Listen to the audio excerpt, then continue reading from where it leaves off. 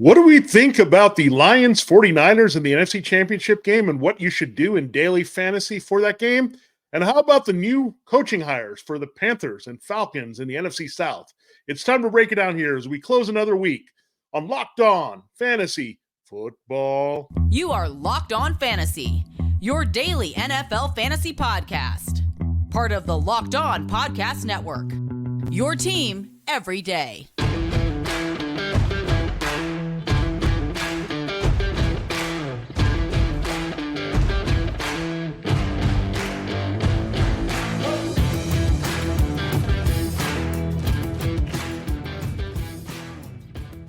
Greetings, everyone, and welcome to another edition of the Locked On Fantasy Football Podcast.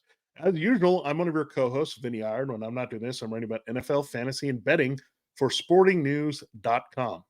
Hey, I'm Michelle Magdziuk, researcher at NFL Network and fantasy analyst for NFL.com. All right, this is Locked On Fantasy Football, your destination to become the smartest fantasy football player in your league, whether you're playing seasonal, DFS, year-round. We've got you covered here. We're part of the Locked On Podcast Network, your team every day, your fantasy football team every day as well. Today, we'll get into our Lions-49ers picks, break that game down. First, look at the line and the over-under, then get into the price picks and FanDuel, fun of it all in DFS. Before we do that, we'll also look at the new coaches. We have two more new coaches here that we need to talk about, and they are Dave Canales to the Panthers and Raheem Morris to the Falcons. So a bit of surprise on both ends. We'll get into all that in a moment. I do have to tell you, this episode is brought to you by FanDuel. Make every moment more. Right now, new customers get $150 in bonus bets with any winning $5 bet. That's $150 if your team wins. You can just put that moneyline bet there at FanDuel.com/lockedon to get started. All right, Michelle, let us dive right into these coaching hires. Let's start with Dave Canales. And really, we know his background, just setting the table. He was the Buccaneers offense coordinator. Before that, he was the Seahawks quarterbacks coach with Shane Waldron.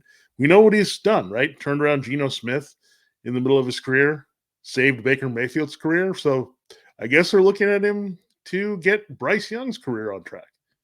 I mean, that's exactly it, right? I feel like that's why they're bringing him in as a hire, because Bryce Young is so important to this franchise moving forward. They moved up, used those picks to draft Bryce Young. You got to give him time to develop here. And this is their biggest, they need Bryce Young to work, right? This is the only option for them. So you have to bring in a coach that has the best chance of fixing him up. And to be fair to Bryce Young, the playmakers around him were brutal, right? Maybe the playmaking wasn't as good either. So with new a play caller with hopefully more weapons, like, is this the team that should be going after a guy like T. Higgins? I think maybe, like, to get a true wide receiver one in there for Bryce Young. Yeah, let's think about this. What did he have with Geno Smith that was important in Seattle? He had DK Metcalf and Tyler Lockett. What did he have with Baker Mayfield? He had Mike Evans and Chris Godwin. I don't think you can go to the season with Adam Thielen and maybe thinking about what you have elsewhere. I mean, you have DJ Chark as a free agent, so there's not there. Terrace Marshall, they're pretty much out on him. I think they could look at Jonathan Mingo and make him a bigger deal, but he didn't show a lot to me last year. So they're wide open. Maybe they'll go after Mike Evans, right? You just work with Mike Evans, and that would be, I guess, the dream scenario. But yeah, you have to look at T. Higgins. You got to look at Michael Pittman Jr. You got to look at some guys that are just going to get open and be guys that he can trust all over the field. And I guess he had some of that in Adam Thielen, but Adam Thielen's also ancient at this point. So you got to explore your options. The thing is, the Panthers, with all that trading to get Bryce Young, they don't have a lot of draft capital. So they got to spend some money here with the new GM, Dan Morgan, who has a relationship with Canales from being on the Seahawks together, and Pete Carroll. So there's something to watch there for sure. So, yeah, I think the Panthers are going to be a little bit more aggressive. They're tired of Bryce Young kind of being disappointed. They do, I think, have to work a little bit more on their offensive line and get some weapons. And those are the key things we're going to watch. And the good news is Dave Canales is good for the passing offense, right? It's not great necessarily for sticking with the rushing attack, but they get boring. We got this with Chuba Hubbard, and no, we don't want that. We want them to be a legitimate passing team next year. So maybe you have an upgrade at tight end. So all kinds of possibilities here. But for fantasy, you got to like it because Dave Canales has really produced with the quarterback attachment the last 2 years.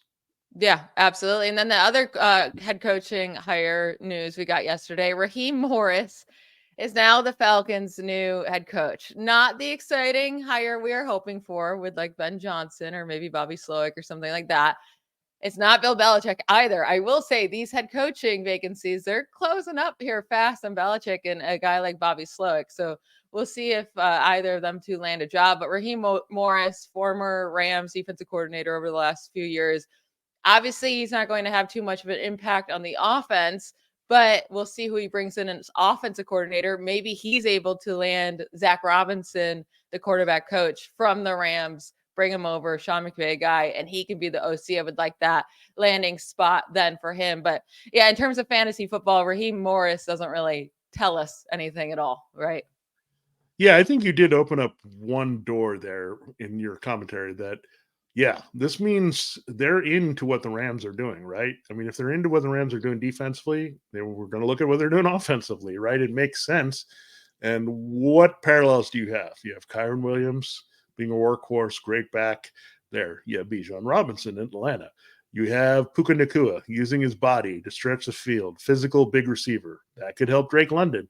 And you have some good use of the tight end when needed. We'll see. Kyle Pitts is, to me, more of an inside receiver, right? So I think they have to treat him more like a slot type receiver, and then you'll get what you have in the Rams offense, which we've seen at the highest level in the slot with Cooper Kupp. So there's not necessarily a bad thing about this for the offense because, again, defensive coaches, as I mentioned before, tend to be like, I got the defense. I'm going to call the defense.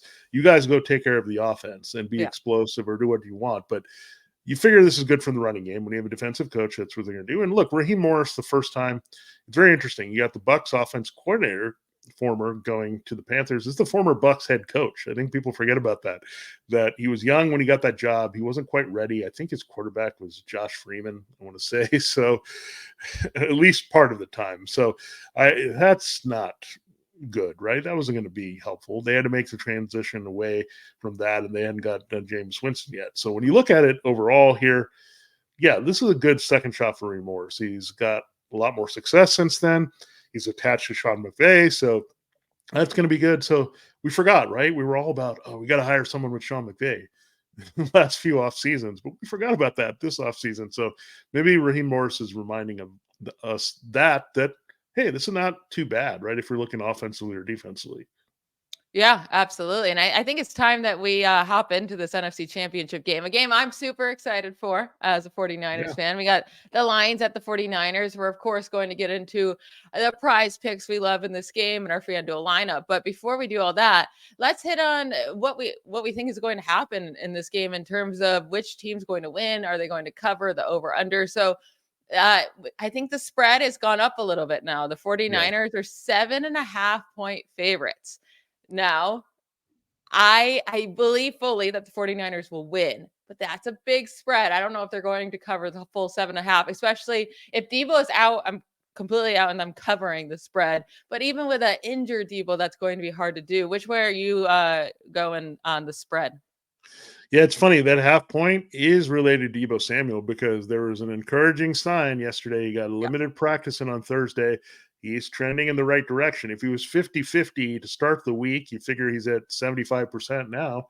And if he can get out there in another limited capacity, at least on Friday, you're going to feel really good about him playing. So I think he'll gut it out. They might be careful with the snaps, right? They have Juwan Jennings. They could go in that direction, but Juwan Jennings is more the third receiver anyway, so you might diversify a little bit, play a couple 2 tight end sets or whatever to make up for Debo. But I think he'll be out there. There's no way Debo, with all the stuff that's happening, how important this game is, he's going to really push himself to be out there. Let's just hope he doesn't get re-injured and come out of the game with a shoulder, because that's tricky. You take a bad hit and that's it. But I think that's where you're going at the 0.5. So something to set up there when you're looking at DFS and PrizePicks. But Michelle, I'm going to go to the 49ers side. I think this matchup is very good for their offense.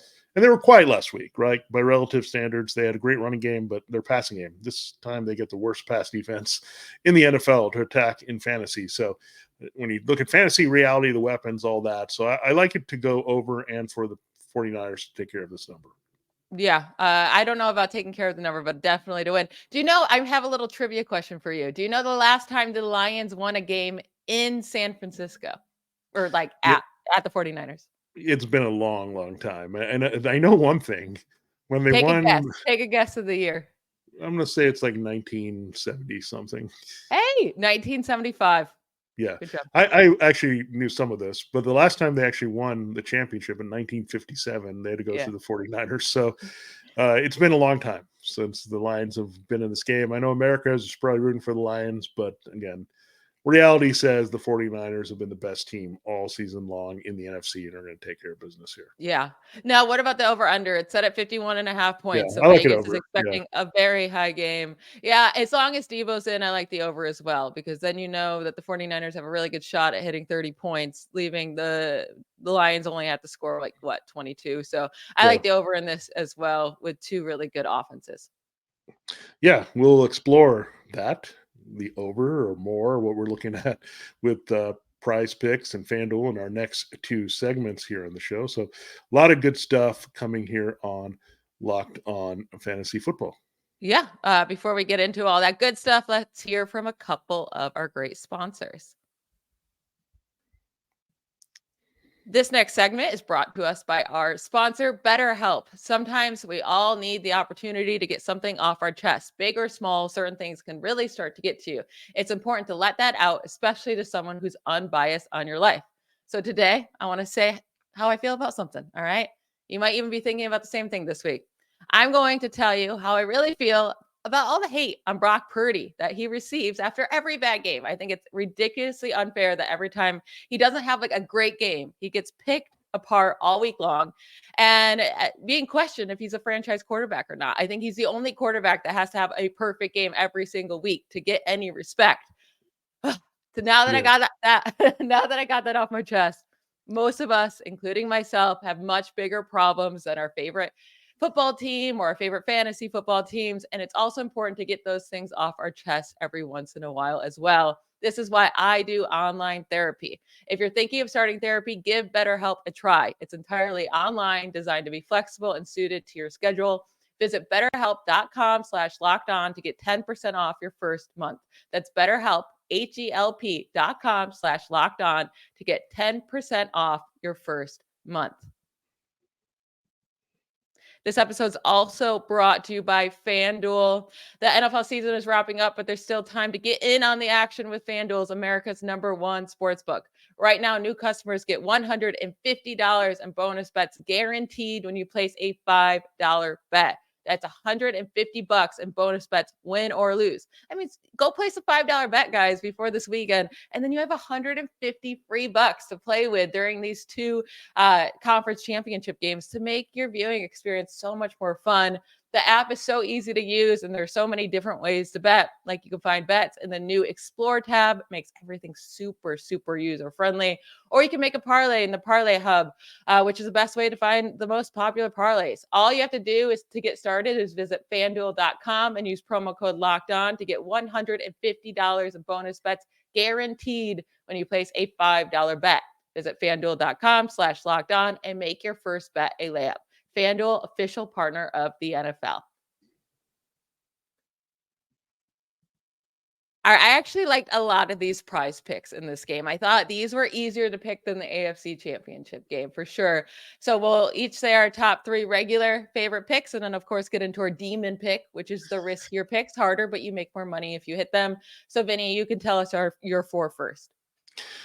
Yeah, I did think these were a lot easier. Like, I was surprised. I didn't struggle all that much. It didn't take me too long to go there. I'm going to start with the less. We don't always go with less on this Never show go because with less, yeah. because we like fantasy points. But this is more of a buyer beware here. Jared Goff. I'm going less than 261.5 passing yards. Now, this is way too high for me. I mean, Jordan Love, keep in mind, he played pretty well last week. You know how many passing yards he had? 194. So Wow. You think he was looking good, but they needed the running game. And I think what you look at here, Jahmyr Gibbs, has to be a big part of what they do. The running game in general has to be big. You can run outside on the 49ers. Jared Goff is dropping back and trying to win the game passing. It's not going to happen. The pass rush is going to get after him.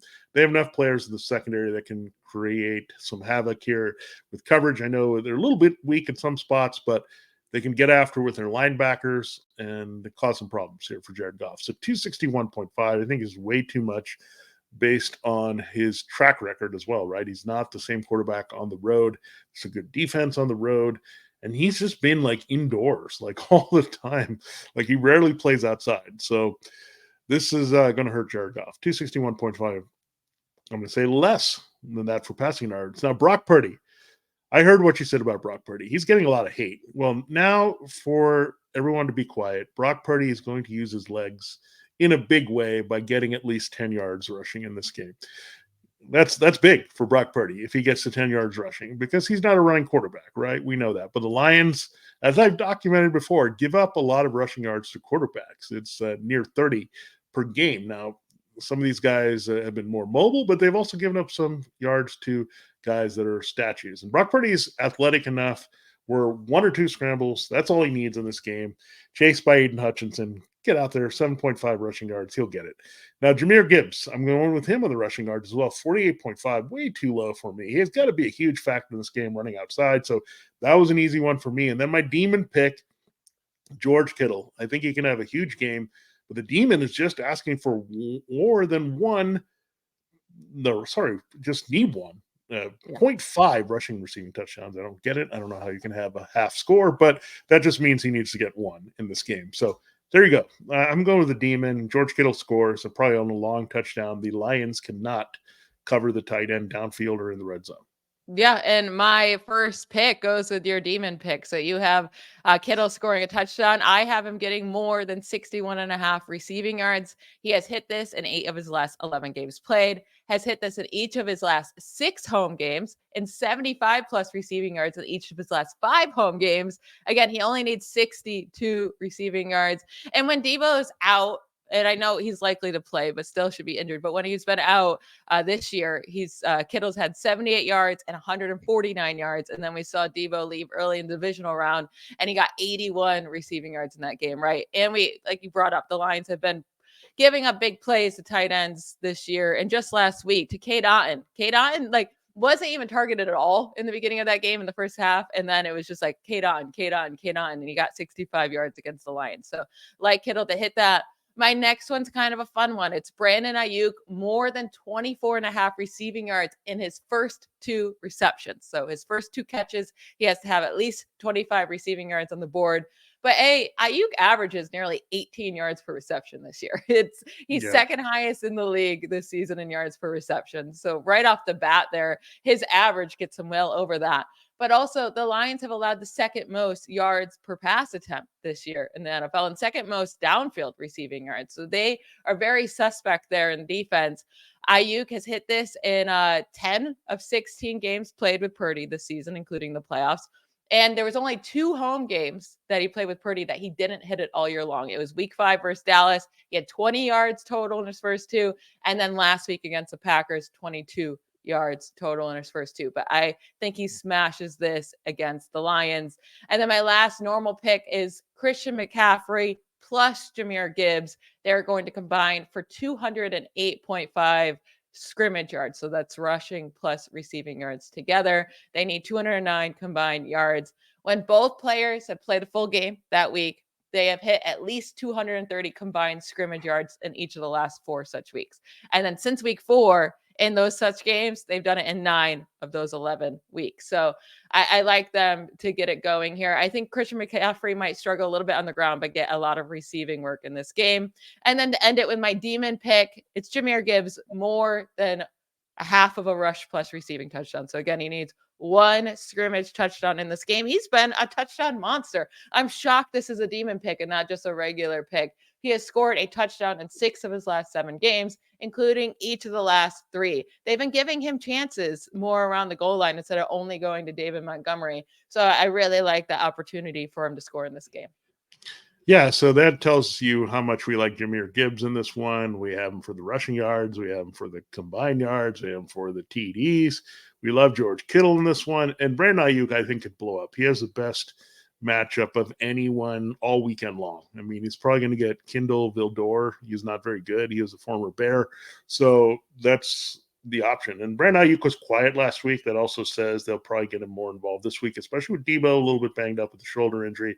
But if Debo plays, that also lets Ayuk have more favorable coverage downfield. So something to look at. But basically, we're following up what we think, that Jahmyr Gibbs has to be a big factor for the Lions to win, and the 49ers should pass all over downfield on the Lions this week. So this is what you do. You have to break down the game and follow through on your picks here. That's what we've done nicely here. Good job by you, Michelle, and we will reveal our FanDuel lineups here for the single game. I think this was also easier, so we will reveal that here after this latest break, and we'll do that by helping you know how to play on PrizePicks. All right, we just broke down our PrizePicks picks of the week. That should give you some inspiration, right, to go play. Yeah, you just pick 2 to 6 players, and they just have to go more or less than the stat projections available there. Yeah, check it out. And the more players you pick and hit on, the more you'll get right here. So, look, there's a lot of good options. We've just given you 8 here and some demon picks as well to be versatile. It is really the most fun you can have playing daily fantasy sports there. It's very simple. PrizePicks also offers a reboot policy, I should say, so that your entries stay in play even if one of your players get injured. So that means if you want to take a shot at Deebo Samuel, if he's on the board there on PrizePicks by game time, you're good. Because if something happens with Deebo during the game, he's rebooted, and you get the insurance policy there. It's the only daily fantasy sports platform with a reboot policy for injury insurance. So great stuff there. It's all the players and stat types.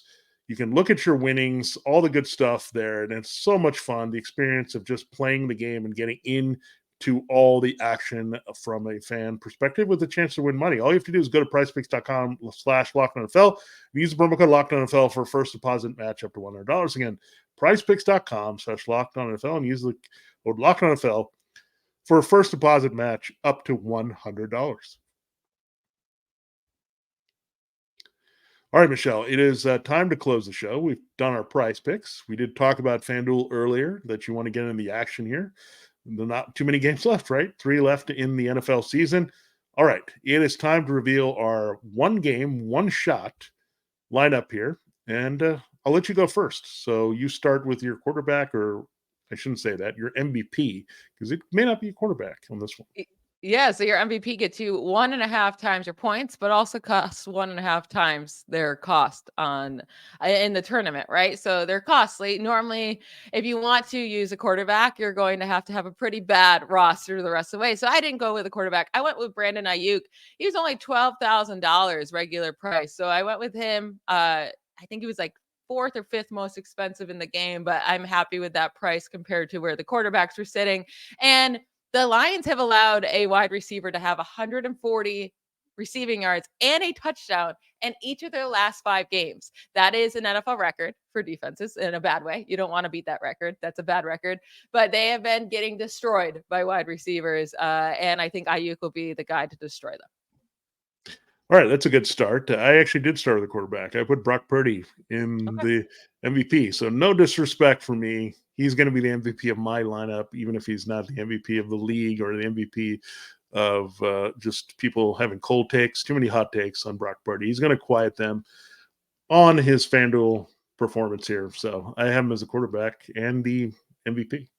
Nice. I love that. So yeah, since I used Ayuk up there, I was able to get him both Brock Purdy and Jared Goff. So I went with both quarterbacks for my next 2. All right, I liked that. I did like George Kittle, so guess what? I had to have Brandon Ayuk with George Kittle, or I revealed my 3rd pick too. So Brandon Ayuk, George Kittle, Brock Purdy. So I'm doing the stack, the onslaught between those 3 guys that are 3 healthiest passing game assets here. So yeah, George Kittle 11,000, Ayuk at 12. So good values there, and going right with it. Yeah, I was also able to get in Kittle. I was surprised. So far I have Ayuk, Purdy, Goff, and George Kittle. So I love that. But then obviously for my last guy, I had to go cheap because I have a lot of great players. But it's not that bad of a pick, I don't think. I got to get in Jamison Williams. So yeah, he doesn't always do a ton, right? Typically doesn't do much at all. But we know he has the big play potential. So I'm more than happy to have him in a tournament play like this because one big play will make him worth the money that he costs. Well, I do have Jameson Williams. I didn't reveal my other guy as well. So this is the one differentiator that we have here, that Yeah. So I have Purdy, Kittle, Ayuk, Williams, slightly different spots the way we're using them. But if I said I was going less on Jared Goff's passing yards, and who was the other player that we really like this week? Oh, yeah, it's Jahmyr Gibbs. I have him in the lineup at 13,000. So, yes, the guy that I could afford after that was Jameson Williams. I didn't really want to go with the kicker, Jake Moody or Michael Badgley. I already had to do that in the other game. It was ugly.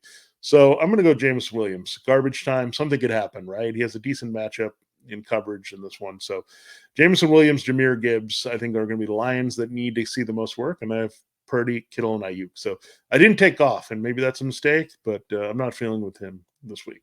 So the big thing is going to come down to who has more fantasy points, Goff or Gibbs. And then with the MVP, you got Brock in the MVP. So you get 1.5 of his points. Yeah. Yeah, right. You know what I mean. And then Ayuk, I'll get 1.5 times his points. So a little bit different there. But yeah, I mean, these are the guys you want in your lineup, right? If we think Ayuk and Kittle are going to destroy it, and Gibbs, I didn't get Gibbs in, but those are the guys you want in your FanDuel lineups. Yeah, it's very hard because I don't think there's going to be a lot of contrarian lineups in this one. There could be, and there could be some Dave Montgomery or Jawan Jennings or some weird wrinkles there, but I feel the best about just getting the playmakers in this game. That's what we've done. So the numbers really say Kittle, Ayuk, Purdy, this passing game for the 49ers. It says win for the 49ers, all that good stuff. So a lot easier when you can have a bad defense on the field, unlike the Chiefs-Ravens game, is which I found out, Michelle. Yeah, I will say it's interesting. Neither of us have Christian McCaffrey in there. Yeah. We stayed away from him. Yeah, that might be the chalky play, right? Getting Christian McCaffrey in there, but we know the Lions are pretty good against the run, so maybe that's why we're not doing it. And I think that's basically what it was, and he's very expensive. So this could be the pivots there to get you what you want in your FanDuel lineup. So good stuff on the show all around. We talked about the Panthers and Falcons, new coaches, Lions 49ers in depth. That was it. We wrapped up the show here pretty well. So we'll probably get some more coaching hires next week. We'll know what the Super Bowl 58 matchup will be, so we can start hacking away at that. So a lot of good stuff for you coming throughout the final game and the offseason here in Locked On Fantasy Football. For Locked On Fantasy Football, this is Vinnie Iyer. And I am Michelle Magdziuk. Bye, y'all.